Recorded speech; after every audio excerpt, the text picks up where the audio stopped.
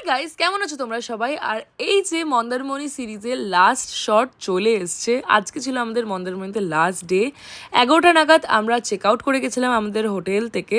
আর তারপর আমাদের প্ল্যান ছিল যে আমরা তাজপুর যাব। তাজপুর হচ্ছে আরেকটা বিচ যেটা মন্দারমণির খুবই কাছে, তাই আমরা বেরিয়ে পড়েছিলাম তাজপুরের উদ্দেশ্যে। ওখানে এরকম শ্যাক আছে প্রচুর, যেগুলো এই কাঠ দিয়ে বানানো হয়, আর আমার যেগুলো খুবই ভালো লাগে। সো আমরা ওয়ান অফ দ্য শ্যাকে গিয়ে বসেছিলাম। আর ওখানে আমরা আবার প্রচুর মাছ, চিংড়ি, কাঁকড়া সব অর্ডার করেছিলাম, খেয়েছিলাম।